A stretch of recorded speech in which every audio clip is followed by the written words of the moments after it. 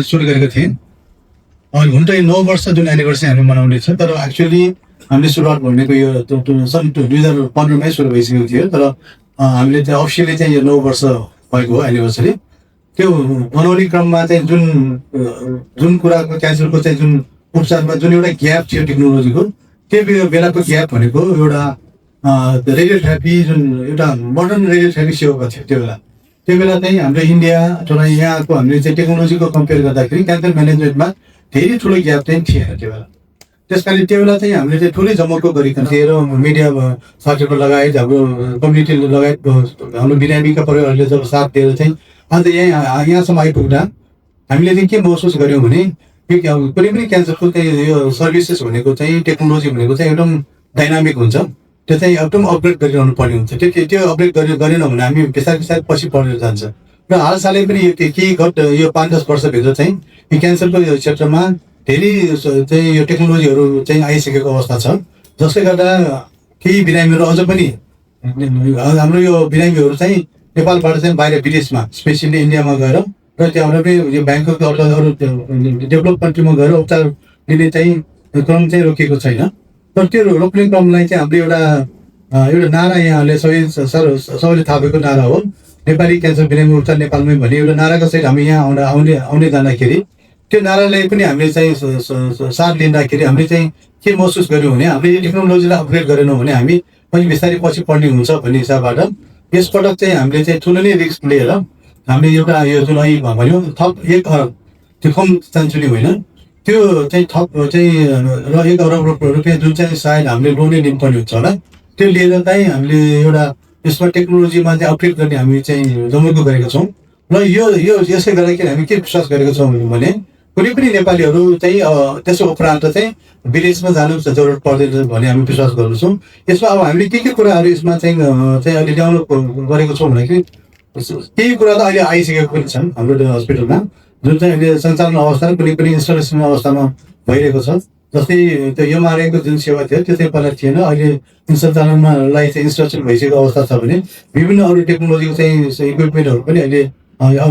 चाहिँ यो इन्स्टलेसन प्रोसेसमा छ। तर त्यो भन्दै गर्दाखेरि अरू कुनै पनि इक्विपमेन्टहरू त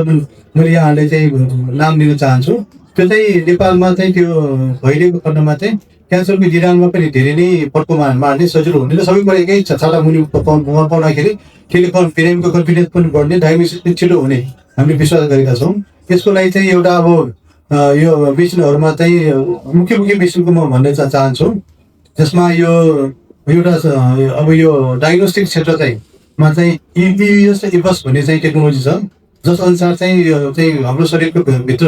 होइन, फोक्सोभित्र अथवा पेटभित्र रहेको चाहिँ एकदमै लुकेर बसेको क्यान्सरलाई चाहिँ यो टेक्नोलोजीको मार्फतबाट हामीले डायग्नोसिस गरेर बायोप्सी लिएर डायग्नोसिस गर्नलाई एउटा मद्दत पुगिन्छ।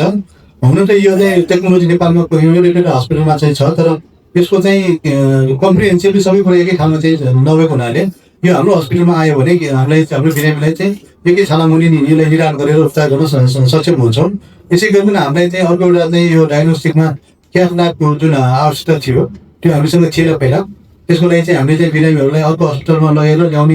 गर्ने सुविधा दिनु हामीलाई अवस्था थियो भने अहिले चाहिँ त्यो क्याथल्याब हाम्रो हस्पिटलभित्र ल्यायो भने यो क्यान्सरमा नहुने चाहिँ इन्टरभेन्सन अन्कोलोजी सर्भिसेस जुन छ, जुन चाहिँ नेपालमा चाहिँ यो अहिले यस टेक्नोलोजीबाट धेरै बिरामीको उपचार सेवा भइरहेछ, त्यो चाहिँ यो हस्पिटलभित्रै उपलब्ध हुनेछ।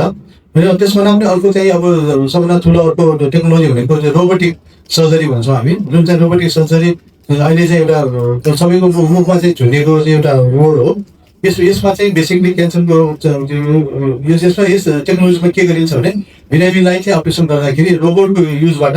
सर्जनले चाहिँ अपरेसन गरिन्छ, जसले गर्दाखेरि भित्रको ट्युमरलाई पनि सहज रूपमा निकाल्न सक्ने र त्यो हस्पिटलको स्टे कम हुने हुन्छ। त्यो खालको टेक्नोलोजी नेपालमा चाहिँ भर्खर भित्रेको अवस्था छ भने हामीले पनि टेक्नोलोजीलाई यहाँलाई यस वर्षभित्र नै ल्याएर यसलाई चाहिँ सञ्चालनमा ल्याउने हाम्रो चाहिँ प्लानमा रहेको छ।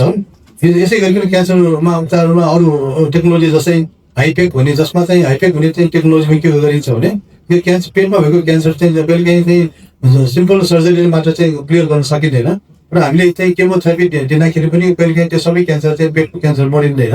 त्यस्तो अवस्थामा एउटा टाटो के हुन्छ कि औषधले टाटो बनाएर एउटा स्पेसल मेसिनको मार्फतबाट अपरेसन गरेको समयमा नै पेटमा राख्ने जुन विधिलाई हाइपेक चाहिँ जुन टेक्नोलोजी भनिन्छ यो पनि क्यान्सरमा एउटा चाहिँ अहिले आएको चाहिँ आयो भने एक हो। यो सर्भिस पनि यो टेक्नोलोजी पनि हामीले चाहिँ नेपालमा ल्याएर हस्पिटलमा ल्याउने चाहिँ हामीले चाहिँ यो वर्षभित्रै प्लान गरेको छ भने अर्को एउटा चाहिँ क्यान्सरको सर्जरीमा नभइरहने चाहिँ एउटा चाहिँ कस्तो हुन्छ भने कुनै पनि क्यान्सर चाहिँ शरीरमा आउँदाखेरि स्पेसियली ब्रेस्ट क्यान्सर त्यसको क्यान्सरको अपरेसन गर्दाखेरि चाहिँ त्यसको चाहिँ क्यान्सर चाहिँ फैलिएर काखीमा जाने चाहिँ अवस्था हुन रहन्छ र काखीमा जाँदाखेरि चाहिँ पहिला के गर्ने चलन छ भने त्यो अपरेसन ब्रेस्टको अपरेसन गर्दाखेरि काखीको ग्ल्यान्ड पनि एकैचोटि निकाल्ने पर्ने बाध्यता हुन्छ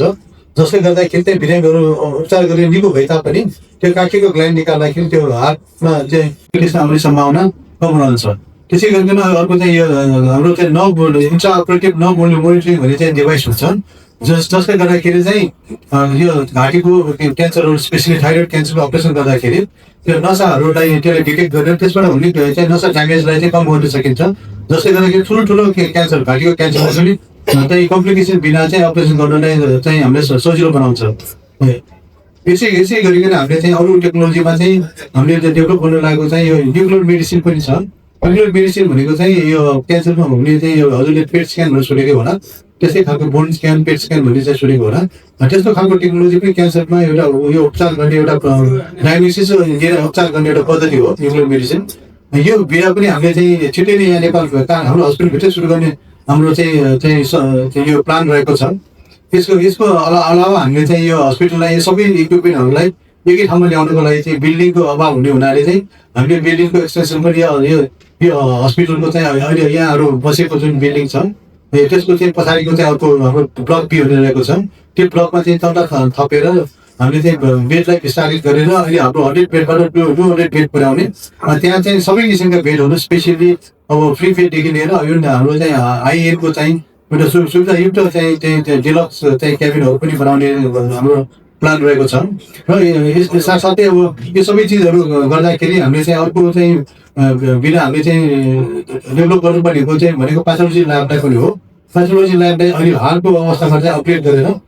त्यसमा चाहिँ त्यसमा गर्ने चाहिँ विभिन्न खालको क्यान्सर निदानका चाहिँ सर्भिसेसहरू जस्तो इम्युनोहिस्टोकेमिस्ट्रीहरू भयो अनि मोलिकुलर अन्कोलोजीहरू भयो यस्ता त्यो सर्भिसेसहरू पनि हस्पिटलभित्र नै उपलब्ध गराएर छिटो यसको निदान गरेर उपचारको लागि सहजता गर्नको लागि हाम्रो प्लान रहेको छ। त्यसै गरिकन अब हामीले चाहिँ यो सबै चिजहरूलाई चाहिँ अब हामीले काम गर्दाखेरि चाहिँ जति कामहरू भयो त्यसको भोल्युमलाई हामीले सजिलो बनाउनको लागि चाहिँ हामीले मेडिकल रिकर्ड डिपार्टमेन्टलाई डिजिटलाइज गर्ने र त्यसले गर्दाखेरि चाहिँ हामीले भोलिपर्सि रिसर्च गर्नु र डाटा निकाल्न सजिलो हुन्छ र पेपरलेस सकेसम्म पेपरलेस जानको लागि हामीले चाहिँ हस्पिटल इन्फर्मेसन सिस्टमलाई पनि अपडेट गर्ने हाम्रो योजना रहेको छ। यसको अलावा चाहिँ अब हामीले प्रिभेन्सनको तर्फको लागि चाहिँ अझ विस्तृत रूपमा हाम्रो प्रिभेन्सन डिभिजन छ जसले चाहिँ यो क्यान्सरको चाहिँ प्रिभेन्सनको लागि चाहिँ हस्पिटलभित्र र बाहिर गएर काम गरेको छ भने यसलाई अलिक अझ बृहत रूपमा चाहिँ हामीले एक्सपान्सन गरेर ठुलो रूपमा चाहिँ बनाउने प्रोग्राम रहेको छ। र साथसाथै हामीले चाहिँ यो अर्को सर्भिसहरू चाहिँ हामीले चाहिँ डेभलप गर्न खोजेको भनेको हाम्रो नेपालमा सबैभन्दा बढी चाहिँ क्यान्सर हुनेको चाहिँ यो पेटको क्यान्सर भयो त्यसै गरिकन यो आन्द्राको यो फोक्सोको क्यान्सर हुन्छ भनेको भएको हुनाले चाहिँ यसको लागि चाहिँ एउटा डेडिकेटेड सेन्टरहरू जस्तै ग्यास्ट्रोइन्टेस्टाइनल डिजिजको सेन्टर छ किनभने यसमा चाहिँ आन्द्रा पेटको चाहिँ उपचारको लागि क्यान्सर मात्र नभइकन त्यसको अरू पनि रोगलाई पनि निदान गर्ने र उपचार गर्नुको चाहिँ सुविधालाई चाहिँ डेडिकेटेड सेन्टरहरू जस्तै ग्यास्ट्रोइन्टेस्टाइनल सेन्टर भयो छातीको रोग श्वास प्रश्वासको रोगलाई रेस्पिरेटरी डिजिज सेन्टर भयो त्यसै गरी अब भोलिपर्सि ब्लड क्यान्सरको उपचार गर्नेलाई बोन मेरो ट्रान्सप्लान्ट तथा सेलुलर थेरापी हुने हुन्छ जसमा चाहिँ अहिले बिरामीहरू चाहिँ बाहिर गएर उपचार गर्नु बाध्यता छ त्यो सर्भिसहरू पनि हामीले यहाँ डेभलप गर्दै जाने। यो साथसाथै अब हामीले चाहिँ यो हाम्रो सर्भिसहरू चाहिँ हस्पिटलमा मात्र सीमित नराखिकन अब किनभने धेरै बिरामीहरू हाम्रो बिरामीहरू चाहिँ नेपालभरिबाट यहाँ आउने बाध्यता छ हामी मात्र चाहिँ राम्रो भएर भएन र बाहिरको फेरिको चाहिँ ठाउँमा पनि बिरामीहरू शान्तिलो उपचारको लागि यहाँसम्म आउनु नपर्ने अवस्थाले चाहिँ हामी विभिन्न ठाउँमा नेपालका विभिन्न भागहरूमा साइकेट्रिक सेन्टरहरू स्थापना गरेर त्यहाँ पनि सानोतिनो उपचारहरू निदान गर्ने चाहिँ सक्षम गर्दै जाने पनि हाम्रो योजना रहेको छ। यति गर्दा हामीले सबैलाई चाहिँ इम्पोर्टेन्ट हामीले के पाएको छौँ भने हामीले चाहिँ सबै टेक्नोलोजी गर्दाखेरि चाहिँ नेपालमा चाहिँ म्यान पावरको चाहिँ एकदमै अभाव छ क्यान्सरमा काम गर्ने स्पेसलिस्ट म्यान पावरको त्यो म्यान पावरलाई पनि हामीले चाहिँ हाम्रो चाहिँ सबै सर्भिसेस हाम्रा हुँदाखेरि त्यो म्यान पावरलाई डेभलप गर्दै जानको लागि चाहिँ विभिन्न एकाडेमिक प्रोग्रामहरू चाहिँ अब नर्सिङको लागि भयो प्यारामेडिक्सहरूलाई भयो ल्याब टेक्निसियनहरूको लागि भयो यही पनि डक्टरहरूमा पनि अब क्यान्सरमा अपरेसन गर्ने चाहिँ स्पेसलिस्टहरू विभिन्न फेलोसिप प्रोग्रामहरू एमसिएस प्रोग्रामहरू भयो एमडिडिएम प्रोग्रामहरूलाई पनि हामीले विभिन्न युनिभर्सिटी साथसाथै मिलेर डेडिकेटेड हाम्रो एकाडेमिक सेन्टरहरू बनाएर त्यसलाई पनि गरेर लैजाने र समग्र रूपमा भन्ने हो भने हामीले चाहिँ यो केही वर्षभित्र नै हामीले चाहिँ एउटा कम्प्रिहेन्सिभ क्यान्सर हस्पिटलको रूपमा हामीले चाहिँ डेभलप गर्ने र यो सर्भिसहरूलाई चाहिँ हामीले हाम्रो नेपाली बिरामीलाई मात्र चाहिँ होइन कि इभन हामी चाहिँ यो हिसाबमा सक्षम गर्ने कि हामीले चाहिँ विदेशका जुन मेडिकल टुरिज्म भन्छौँ हामी विदेशमा पनि जो बिरामीहरू छन् जो अहिले चाहिँ धेरै बिरामीहरू इन्डिया जान्छन् तर हाम्रो नेपालमा पनि त्यो सर्भिस ल्याउन सक्यो भने हामीले चाहिँ धेरै हाम्रो विदेशी मुद्रालाई पनि सङ्कलन गर्न सकिन्छ हाम्रो देशमा चाहिँ अहिलेको मौसम यस्तो राम्रो छ र हाम्रो चाहिँ अरू चाहिँ यो लजिस्टिकहरूमा भिसादेखि लिएर सबै कुराहरूमा त्यति गाह्रो छैन इन्डियामा जस्तो हाम्रो त्यस कारण यस्तो चिजको चाहिँ हामीले चाहिँ यो चाहिँ कुरालाई चाहिँ हामी यहाँ नेपालभित्र नै डेभलप गर्न सक्यो भने त्यो सेगमेन्टलाई पनि हामीले चाहिँ सर्भिस दिन सक्यो भने अझ बढी हामीले चाहिँ यो हामीलाई फाइदा हुने पनि हामीले देखेको छौँ यो सबै चिजहरू चाहिँ हामीले चाहिँ अहिले यो केही वर्षभित्र नै ल्याउने हाम्रो प्लानमा छ भने यो विदिन 1 वर्षभित्र नै हामीले यो रोबोटिक र अरू चाहिँ जुन टेक्नोलोजीहरू छ अहिले मैले भनेका त्यसमा केही वर्षहरू चाहिँ 1 वर्षभित्र नै आउनेवाला छ तर यो सबै चिजहरू तब मात्र सम्भव हुन्छ यसको सक्सेस यदि हामीलाई यतै हाम्रो कम्युनिटीले यसलाई एक्सेप्ट गरिदिएको खण्डमा र कम्युनिटीले एक्सेप्ट गर्नको लागि चाहिँ डेफिनेटली हामीले पनि राम्रो काम गर्नुपर्छ त्यसको क्वालिटीको लागि चाहिँ हामीले क्वालिटी स्ट्यान्डर्ड मेन्टेन गर्नुको लागि एनएबिएस चाहिँ एग्रिगेसन लिएर सकिन्छ भने त्यो भन्दा जेसिए भनेको इन्टरनेसनल अर्को लेभलको हुन्छ त्यो लेभल पनि जाने भन्ने सोचमा छौँ र त्यसको लागि चाहिँ डेफिनेटली तपाईँहरूले चाहिँ हामीले गरेको कामहरूलाई चाहिँ एउटा पोजिटिभ वेमा चाहिँ कम्युनिटीमा हामीले पहल गरिदियो भने हामीलाई धेरै नै सहज हुन्छ र हामीले सानोतिनो भुल गरेको छ भने त्यसमा हामीलाई यहाँहरूले चाहिँ वार्न गर्न सक्नुहुन्छ तर हामीले चाहिँ एउटा कुरा तपाईँहरूको तर्फबाट पहल गर्न परेको भनेको गभर्मेन्टसँगको कुरा हो गभर्मेन्टले चाहिँ हामीले कति कुरा गर्न चाहेको खण्डमा पनि गभर्मेन्टको पोलिसीले गर्दाखेरि हामीलाई एकदमै असहज अवस्थामा छ धेरै जस्तो यो प्राइभेट सेटअपलाई चाहिँ मानिसहरूले चाहिँ कस्तो किसिममा डिल गरेको छ प्राइभेट भन्ने बित्तिकै पैसा कमाउने त्यो कारणले चाहिँ यसको इमेजहरू समाउ नेपालमा प्राइभेट भन्ने बित्तिकै पब्लिकमा पनि अलिकति नेगेटिभ इम्प्रेसन र सरकारी गभर्मेन्टमा पनि प्राइभेट भनेपछि पैसा चाहिँ कमाउने मान्छे मात्र जाने भन्ने खालको छ वास्तविकता यस्तो होइन नेपाली बिरामीहरूलाई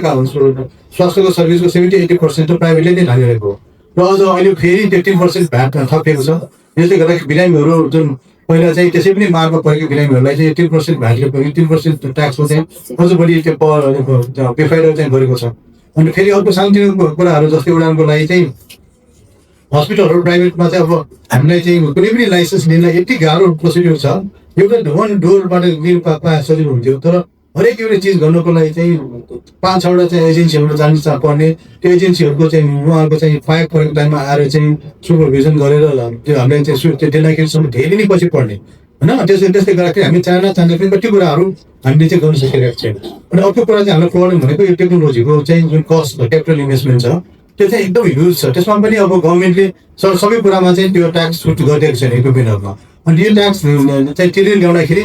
त्यसमा पनि खर्च फेरि त्यो ट्याक्स दिँदाखेरि पनि अब त्यसको चाहिँ मेन्टेनेन्सको लागि त्यो सिएमसीहरू एमसीहरू गर्नुपर्ने हुन्छ अनि त्यसमा डलर पठाउनु पर्ने हुन्छ अनि त्यसमा पनि ट्याक्स दिएर पठाउँदाखेरि त्यो खर्च मेन्टेनेन्स चाहिँ यति धेरै हुन आउँछ यस्तो चिजहरूमा अलिकति गभर्मेन्टले हामीलाई सहज गरिदिएको खण्डमा होइन सब्सिडिजहरू दिएको खण्डमा यो टेक्नोलोजीहरू नेपालमा ल्याउनु गाह्रो छैन त्यसै गरेर ल्याबोरेटरीको रिएजेन्टहरूमा पनि ट्याक्स लगाउने जसले गर्दाखेरि ल्याबोरेटरीको टेस्टहरू महँगो हुने र त्यसको त्यो महँगो भएको कारणले गर्दाखेरि इन्डियन ल्याबहरू यहाँ आएर उहाँहरूले चाहिँ स्याम्पल इन्डियामा लगेर चाहिँ स्याम्पल रिपोर्ट पठाइदिने त्यसले गर्दाखेरि नेपालमा त्यो हामीले चाहिँ त्यो क्षमता वृद्धि गर्नलाई हामीलाई गाह्रो भइरहेको छ होइन त्यसै गरिकन अब यो अर्को यो भ्याटेको इस्युमा पनि यो पहिला यो हाम्रो हेल्थमा चाहिँ पनि भ्याट लिने गर्थ्यो यहाँले थाहा भएको कुरा हो पछि धेरै हामीले चाहिँ यो मेडिकल टिमबाट चाहिँ पहल गरेको हेल्थमा भ्याट लिनु हुँदैन भनेर भ्याट चाहिँ मिना गरिदियो तर हाफ भ्याट चाहिँ लाग्दो रहेछ त्यो सिम्पल एक्जाम्पल कस्तो छ भने तपाईँको सपोज अब हामीले यहाँ हस्पिटलमा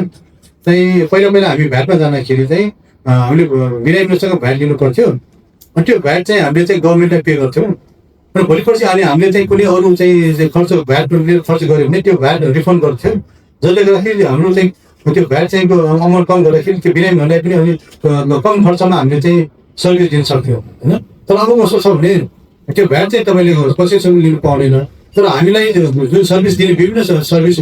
प्रोभाइडरहरू छन् जुन चाहिँ अब हाम्रो सेक्युरिटी भन्नु पर्ला अब हाउस किपिङ होला त्यो चाहिँ यो चाहिँ जति पनि इक्विपमेन्ट सप्लायरहरू भेन्डरहरू उहाँहरूले चाहिँ भ्याटमा हामीलाई बिलिङ गर्नुहुन्छ त्यो भ्याटमा बिलिङ गरेपछि त्यो 13% भ्याट अब हामीले दिनु पऱ्यो र 13% भ्याट हामीले बिरामी चार्ज गर्नु पऱ्यो कि त्यसैले अब हामीले चाहिँ यो कुरालाई पनि अब नेपाल सरकारले हेल्थ रिलेटेड सर्भिसेसहरूमा यो भ्याट चाहिँ टोटली जिरोमा जान सकेपछि मात्र हामी सर्भिसमा कम हुन्छ। अब यस्तो चिजहरू धेरै कुराहरू छन् जुन प्रभावले आजको मिटिङमा हामी गर्न नसकेला, तर यस्तो यस्तो कुराहरू पनि छन् जसले गर्दाखेरि हामीले यहाँहरूले चाहिँ हाम्रो चाहिँ यो प्राइभेट सेक्टरलाई चाहिँ अहिले चाहिँ पब्लिक पार्टनरसिपको जुन अवधारणा गभर्मेन्टले गरेको पोलिसीलाई उहाँले चाहिँ गर्न सकेको खण्डमा हामी धेरै काम गर्न सक्छौँ। फेरि गभर्मेन्टले अर्को एउटा 10% फ्रीको कुरा गर्दै हुनुहुन्छ। 10% फ्री दिनलाई हाम्रो प्रब्लम छैन, हामी गर्छौँ, तर 14% कुन कुन कुरामा फ्री भन्ने कुरा क्लियरिटी छैन कि। र अर्को इक्जाम्पल ठिक छ, हामी कहाँ त भयो भने बिरामी धेरै छ, हामीले 10वटा फ्री दिनु होला, तर त्यहाँ थुप्रै यस्ता हस्पिटल छ नेपालमा जसको चाहिँ अकुपेन्सी चाहिँ 100 बेडमा 20 जना पेसेन्ट हुन्छ, 300 बेडमा 25 जना पेसेन्ट हुन्छ। 300 बेडको हस्पिटल छ, उहाँहरूका 60 जना पेसेन्ट छ, 300 बेडको चाहिँ 10% भनेको त तपाईँको 30 जना भयो। 60 जना पेसेन्टसँग कमाएर 30 जना फ्री गरेर कसरी उपचार गर्नु पोसिबलै छैन कि। यस्तो यस्तो चिजहरू चाहिँ पोलिसीमा चाहिँ बनाइदिने, अनि पोलिसी बनाउँदाखेरि चाहिँ त्यो यो हाम्रो फाइनेन्ससँग चाहिँ रिलेटेड नगरिदिने होइन। अब कति चाहिँ हाम्रो चाहिँ अब यो चाहिँ यो हामीले चाहिँ मर्का परेको भनेको अर्को भनेको विपन्नको चाहिँ हामीलाई चाहिँ सुविधा हामीले दिइरहेको छ। अहिले पनि हामीले झन् 500 करोड रुपियाँ लिनु बाँकी छ। ढिलो पेमेन्टले गर्दाखेरि यसले गर्दाखेरि चाहिँ यो इन्ट्रेस्ट त हामीले तिर्नै पर्ने हुन्छ। यसले गर्दाखेरि चाहिँ अननेसरी सबैलाई अप्ठ्यारो। फेरि जुन हिसाबबाट चाहिँ यो विपन्नको चाहिँ प्रण गरिरहेको छ त्यसको सर्टहरू पनि टोटलै प्र्याक्टिकल छैन कि, त्यसमा धेरै फ्लजहरू छन् जुन तपाईँहरूसँग पछि हामी छोटकरीमा हामी त्यसो गर्न सकिन्छ। यस्ता धेरै सुधार गर्नुपर्ने कुराहरू छन्। यसको लागि चाहिँ अब नेपाल सरकारले लाग्छ, अब नयाँ सरकार आउनुभएछ, उहाँहरूले चाहिँ अब हाम्रो यो प्राइभेट सेक्टरको त्यो टिमहरूलाई पनि बोलाएर यसलाई सहज गरिदिनु भन्नुमा हामीले चाहिँ योभन्दा बढी काम गर्न चाहिँ हामी सक्षम छौँ। र हाम्रो चाहिँ जुन मूल नारा छ नेपाली क्यान्सर बिराम नेपालमै भन्ने कुरा हामीले चाहिँ यो चाहिँ यहाँले गरेर देखाउने चाहिँ हामी पक्षमा छौँ। यति भन्दै यहाँहरू यहाँ आएर हामीले साथ दिनुभयो, धन्यवाद।